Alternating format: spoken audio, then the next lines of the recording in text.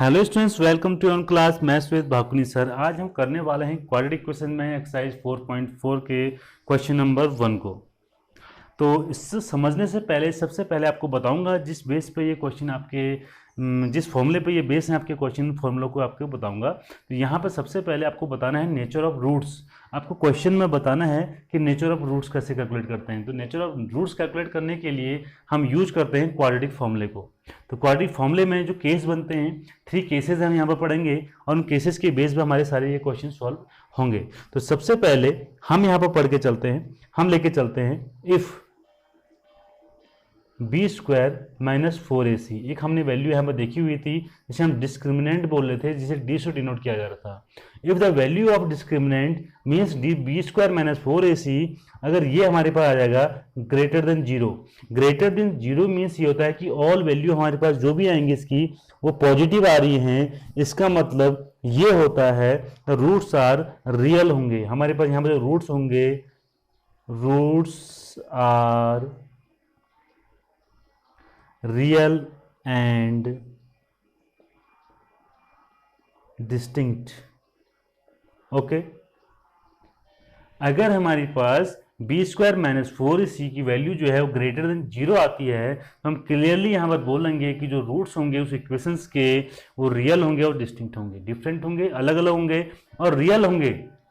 Okay, all positive numbers. देखिए zero greater than zero means होता है सारे पॉजिटिव नंबर। अब देखते हैं सेकंड केस। सेकंड केस में हमारे पास आता है if B square minus 4ac is equal to zero. अगर डिस्क्रिमिनेंट की वैल्यू मीन्स जो डी की वैल्यू है अगर जीरो हो जाती है, इट मीन्स क्या होगा, roots are real and equal. Real तो होंगे, रियल तो यहां भी हो रहे थे, बट यहां पर क्या होंगे, रूट्स क्या होंगे, इक्वल भी होंगे। साथ साथ में रियल के साथ साथ आपके जो रूट्स होंगे वो इक्वल भी होंगे। ओके, जो लास्ट केस हमारे पास है if the value of B square minus 4ac is less than zero. अगर ये लेस देन जीरो हो जाता है, डिस्क्रिमिनेंट जो वैल्यू है वो जीरो हो जाती है, तो हम यहां पर कहेंगे in this case equation have no real roots. इसमें क्या होंगे, नो रियल रूट्स। इस केस में जो रूट्स होते हैं वो रियल नहीं होते हैं। तो इसी तरीके से हमने क्वेश्चन में पढ़ना है। अब जो हमारा एक्सरसाइज होगी 4.4 वहाँ पर क्वेश्चन नंबर 4 इसी बेस पे है। तो आइए देखते हैं एक्सरसाइज 4.4 के क्वेश्चन नंबर 1 को। सो स्टूडेंट्स, ये है हमारा एक्सरसाइज 4.4 का क्वेश्चन नंबर फर्स्ट का फर्स्ट पार्ट। क्वेश्चन मैंने आपको यहाँ पर लिखा नहीं हुआ है, केवल यहाँ पर जो न्यूमेरिकल वैल्यू दी है जो सॉल्व करना है वो दिया हुआ है। क्वेश्चन में आपके लिए पढ़ लेता हूँ। देखिए क्वेश्चन में क्या दिया हुआ है, कैसे कैलकुलेट करना है। Find the nature of the roots of the following quadratic equations. आपको इनका नेचर बताना है कि किस तरीके आपके रूट्स के जो नेचर हैं। इफ द रियल रूट्स, अगर रियल रूट्स हैं, एग्जिस्ट करते हैं तो फाइंड देम, तो आप उनको कैलकुलेट करना है। अगर आपके रियल रूट्स होते हैं तो आपको कैलकुलेट करना है कि क्या होंगे। तो मैं आपको अभी थोड़ा देर पहले ये चीज बता चुका हूं। If B square minus 4ac अगर या तो बड़ा हो जाए जीरो से या इसकी वैल्यू क्या हो जाए, इक्वल टू जीरो हो जाए, तो इन दोनों केस में हमारे पास हमेशा क्या आते हैं, रियल रूट्स आते हैं। तो अगर कंडीशन यहाँ पर फुलफिल होती है तो हम इसके रूट्स कैलकुलेट करेंगे with the help of Shridharacharya formula. और नहीं होते हैं तो हम यहाँ पर लिख लेंगे the roots are do not exist. Okay, तो देखते हैं, करके देखते हैं। सबसे पहले यहाँ पर कैलकुलेट कर लेते हैं कि value of a is 2 and value of b is -3 and value of c is 5। Okay, अब निकाल के चलते हैं B square minus 4ac। B square minus 4ac की वैल्यू कैलकुलेट करके चलते हैं। तो बी स्क्वायर हमारे पास में आएगा -3 square minus 4 into A is 2 and c is 5। -3 square is 9 and -40 and the value is -31।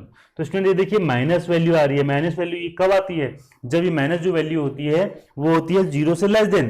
तो जीरो से लेस देन वाली कंडीशन हमारे पास ये आ रही है कि B square minus 4ac less than zero. तो यहाँ पे हमने पढ़ा था कि ऐसे कंडीशन में रियल रूट्स नहीं होते हैं, तो हम सीधा लिख देंगे the real roots do not exist. इस इक्वेशन के रियल रूट्स हो ही नहीं सकते हैं, क्योंकि हमने ये कैलकुलेट करके भी हमने जो कंडीशंस थी वो कंडीशन सारी की सारी पढ़ ली हैं। तो अब देखते हैं इस क्वेश्चन का पार्ट 2। तो पार्ट 2 में स्टूडेंट्स हमें दिया हुआ है, पार्ट 2 है equation 3x² minus 4√3x plus 4 equal to 0। तो यह है हमारे पास सेकंड पार्ट इस क्वेश्चन का, जहां पर हमने कैलकुलेट करना है कि इसके रियल रूट्स हैं या नहीं हैं। सबसे पहले ये चेक करना है, देन आफ्टर हमने कैलकुलेट करना है उनकी जो वैल्यू है उनको कैलकुलेट करना है। ओके, तो यहाँ पर देख लेते हैं कि सबसे पहले हम कैलकुलेट करते हैं b² माइनस 4ac। अब आपको ये कैलकुलेट तो करना आ गया होगा कि हम कैसे देखते हैं यहाँ पर a की वैल्यू, b की वैल्यू एंड c की वैल्यू। ओके, तो सीधा हम यहाँ पर वैल्यू पुट करके देखते हैं। तो b² minus 4√3 whole square minus 4 multiply a is 3 and c is 4, इस तरीके से। तो ये हमने कैलकुलेट किया। उसके बाद d इक्वल टू ये d, इसको d भी बोला जाता है, डिस्क्रिमिनेंट बोलते हैं, एंड ये हो जाएगा हमारा 48 माइनस 48 मीन्स 0। तो ये हम देख रहे हैं कि जो b² माइनस 4ac की जो वैल्यू है इक्वल टू 0 आ रही है। ये कंडीशन कब आती है, जब हमारे पास क्या होते हैं रियल एंड इक्वल रूट्स आते हैं बच्चों। जब किसी इक्वेशन के रियल एंड इक्वल रूट्स होते हैं तो उस टाइम पर कंडीशन जो डिस्क्रिमिनेंट में आती है वो आती है b² minus 4ac is always equal to 0। तो अब हमें क्वेश्चन में क्या कहा गया है कि हमें रूट भी कैलकुलेट करने हैं। तो रूट कैलकुलेट करने के लिए सीधा हमारे पास वही फॉर्मूला है, x equal to minus b plus minus √b² minus 4ac upon 2a। Okay, so x equal to minus b is minus 4√3 plus minus 0 upon 2 multiply 3। तो ये हमारे पास आ गया है 4√3 अपॉन 6, 4√3 अपॉन 6। तो ये 2 2 जा 4, 2 3 जा 6, and the value of x equal to 2 upon, इसको भी यहाँ पर थोड़ा सा ब्रेक कर लेते हैं, 2√3 और 3 को लिख लेते हैं √3 मल्टीप्लाई √3।